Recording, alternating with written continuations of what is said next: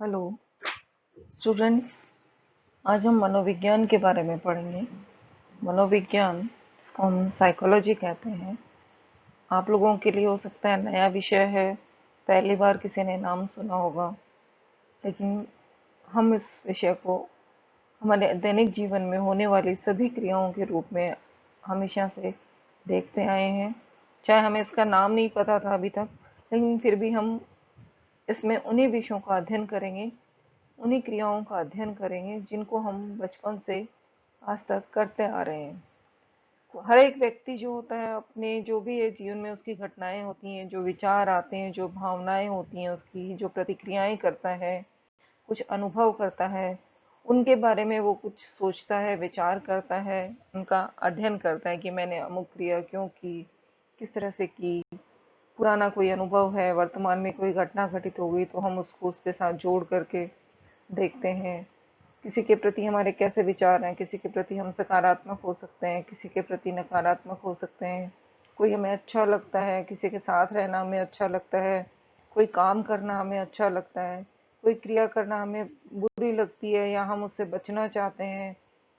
तो इस तरह की जो भी दैनिक जीवन में क्रियाकलाप जो भी हम कर रहे हैं, कैसी चीज हम देख रहे हैं, सुन रहे हैं, कैसा फील कर रहे हैं, कोई सुगंध, कोई व्यंजन है, उसके सुगंध को हम महसूस कर रहे हैं, हमें अच्छा लग रहा है।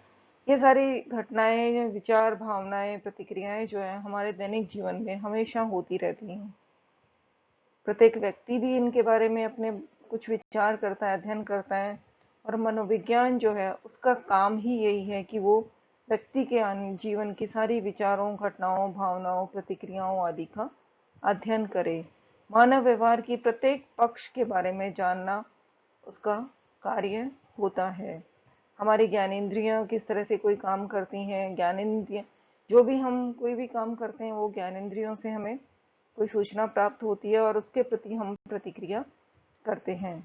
तो ये सारी चीजें हम मनोविज्ञान के अंतर्गत पढ़ते हैं। तो सबसे पहले तो हमें समझना होगा कि मनोविज्ञान क्या है, कहाँ से इसकी शुरुआत हुई है, किस तरह से इसका विकास हुआ, आज इसकी क्या स्थिति है, आज इसका हमारे दैनिक जीवन में क्या उपयोग है। सबसे पहले हम देखें तो मनोविज्ञान को एक विज्ञान के रूप में लिया जाता है जो कि व्यवहार तथा संज्ञानात्मक प्रक्रियाओं का अध्ययन करता है। यानी कि व्यक्ति जो है किस तरह की विचार, भावनाएं, क्रियाएं आदि कर रहा है, उन सब की वैज्ञानिक जानकारी जो है वो मनोविज्ञान के अंतर्गत की जाती है। वे सारे व्यवहार जिनका हम निरीक्षण कर सकते हैं, संज्ञानात्मक क्रियाएं जिनको हम देख सकते हैं, उनका निरीक्षण करते हैं, हमारी शारीरिक क्रियाएं, हमारी सामाजिक और सांस्कृतिक प्रभाव तथा हमारी अचेतन क्रियाएं, इन सब का अध्ययन जो है मनोविज्ञान के अंतर्गत किया जाता है।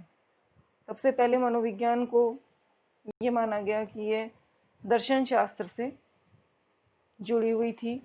दर्शन शास्त्र को इसका उद्गम स्थल माना जाता है। पहले पूर्व ईसा लगभग 5 लाख ईसा वर्ष पूर्व भी ये माना जाता था कि जो मनोवैज्ञानिक समस्याएं होती हैं, जो हमारे मन से जुड़ी हुई कुछ समस्याएं होती हैं, व्यक्ति कुछ असामान्य सा व्यवहार करता है तो वो उसकी कुछ बुरी आत्माओं या कुछ भूत प्रेत के कारण करता है। इसलिए माना जाता था कि हमारी तंत्रिकाओं में पशु आत्मा आ जाती है या कुछ बुरी आत्माएं प्रवेश कर जाती हैं, जिससे हमें हमारे व्यवहार में कुछ मनोवैज्ञानिक समस्याएं आ जाती हैं। धीरे धीरे 18वीं शताब्दी तक आते आते कुछ लोगों ने ये माना कि जो व्यक्ति की खोपड़ी है या उसका मस्तिष्क है, उसका अध्ययन किया गया और उसी के आधार पर व्यक्ति की बुद्धि, उसका नैतिक चरित्र, व्यक्तित्व की विशेषताएं, इन सब के बारे में पता लगाया गया। धीरे धीरे प्लेटो, अरस्तु, हिपोक्रेट्स आदि ने अपने विचारों से मनोवैज्ञानिक सिद्धांतों का विकास किया। प्लेटो, अरस्तु, इन्होंने कुछ व्यक्तित्व की विशेषताएं बताई, व्यक्तित्व के प्रकार बताए। धीरे धीरे जो है 19वीं शताब्दी में आते हुए 1879 में विलियम वुंट नाम के एक वैज्ञानिक थे जो जर्मनी के लिप्जिग शहर में रहते थे, और उन्होंने एक प्रयोगशाला स्थापित की, सबसे पहली प्रयोगशाला जिसको माना जाता है, और विलियम वुंड को मनोविज्ञान का जन्मदाता कहा जाता है, फादर ऑफ साइकोलॉजी कहा जाता है। उन्होंने अध्ययन किया मन का। उनके अनुसार मनोविज्ञान को चेतन अनुभवों के रूप में परिभाषित किया गया है। मनोविज्ञान क्या है कि चेतन अनुभव। चेतन अनुभव कौन से होते हैं? जिनका हम अभी हमारी चेतना अनुभव कर सकती है। कोई भी ऐसी उद्दीपक जिसकी अनुभूति हमें हो रही है और हम उसका ज्ञान प्राप्त कर पा रहे हैं, वो हमारे चेतन अनुभव होते हैं। तो उन्होंने कहा मनोविज्ञान में इनका अध्ययन किया जाता है, और इसी दृष्टिकोण को उन्होंने धीरे धीरे संरचनात्मकवाद का नाम दिया, जिसके अनुसार मनोविज्ञान क्या था? चेतन अनुभवों का अध्ययन कहा जाता है। धीरे धीरे और वैज्ञानिक आए जिन्होंने मनोविज्ञान के बारे में कई अध्ययन किए, कई स्कूल्स बनाए, कई संप्रदाय स्थापित किए। सर्वप्रथम हम ये कहें कि मनोविज्ञान को हम अंग्रेजी में साइकोलॉजी कहा जाता है, कहते हैं। ये दो यूनानी शब्दों साइकी तथा लोगस से बना हुआ है। साइकी का अर्थ आत्मा होता है और लोगस का अर्थ विज्ञान या अध्ययन करना होता है। तो इसके आधार पर मनोविज्ञान का अर्थ हुआ आत्मा का अध्ययन करना। आत्मा का विज्ञान मनोविज्ञान को कहा जाने लगा। दर्शन शास्त्र से इसकी उत्पत्ति धीरे धीरे, शुरुआत में दर्शन शास्त्र से मानी गई थी, धीरे धीरे इसको मन का विज्ञान भी माने जाने लगा। मन से अर्थ बताया गया आत्मा, चेतना तथा मानसिक क्रियाएं जो कि व्यक्ति करता है। ये सारी चीजें मनोविज्ञान के अंतर्गत अध्ययन की जाने लगी। चेतना में हमारे 3 तत्व बताए गए, जैसे संवेदना, भाव और प्रतिमा। संवेदना से मतलब कोई भी चीज की हम अनुभूति कर रहे हैं।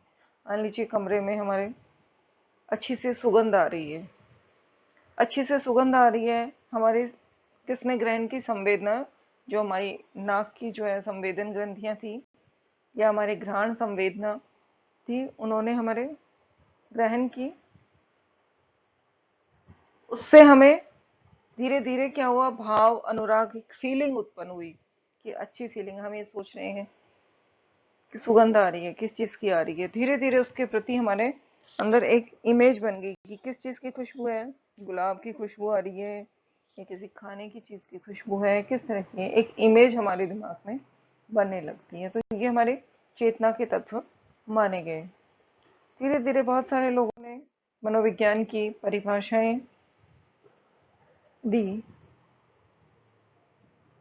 जेबी वॉटसन एक थे वैज्ञानिक, जिन्होंने कहा कि मनोविज्ञान व्यवहार का शुद्ध विज्ञान है, यानी कि उसके अंदर हम व्यवहार का अध्ययन करते हैं। किसके व्यवहार का? किसी भी प्राणी के व्यवहार। प्राणी के अंतर्गत हमारे पशु, पक्षी, मनुष्य सभी आ जाते हैं। सभी के व्यवहार का अध्ययन किया जाता है। मैकडूगल ने भी परिभाषा दी कि मनोविज्ञान व्यवहार का धनात्मक या सकारात्मक मनोविज्ञान है। वुडवर्थ ने कहा मनोविज्ञान संबंधित वातावरण में व्यक्ति की क्रियाओं का विज्ञान है। वातावरण यहाँ से तात्पर्य हमारा ये होता है कि हम जहाँ भी रहते हैं, हमारे चारों ओर जो भी उद्दीपक उपस्थित हैं वो हमारा वातावरण है।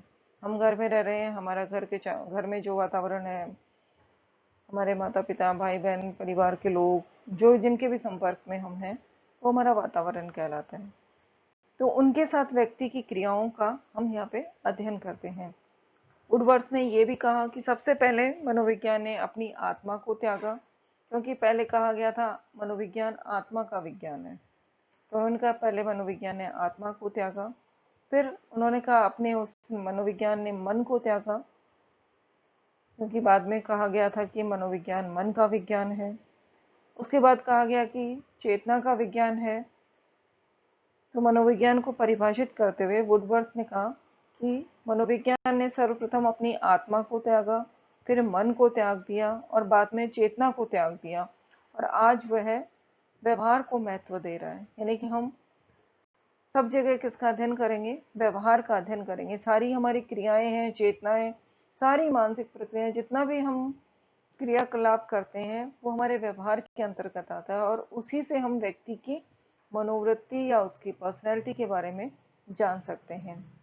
उसके बाद मन ने एक परिभाषा दी थी, उनका मनोविज्ञान आज व्यवहार का वैज्ञानिक जांच से संबंधित है। यानी कि हम व्यवहार को वैज्ञानिक दृष्टिकोण से अध्ययन करते हैं, जिसमें वो सारी चीजें सम्मिलित हैं जिनको पहले के मनोवैज्ञानिक जो थे अनुभव के रूप में लेते थे। शुरू में जब चेतना का, मन का, आत्मा का विज्ञान मनोविज्ञान को कहा जाता था, उस समय उन्होंने कहा कि हमारी आत्मा क्या अनुभव कर रही है, हमारा मन क्या अनुभव कर रहा है, हमारी चेतना क्या अनुभव कर रही है, हम इसका अध्ययन करते हैं। लेकिन उसी चीज को मन ने कहा कि हम व्यवहार का अध्ययन कर रहे हैं। जो पहले अनुभव के रूप में मानी जाती थी, वो अब हमारे व्यवहार के रूप में मानी जाने लगी। अगली क्लास में हम पढ़ेंगे मनोविज्ञान के विभिन्न संप्रदाय,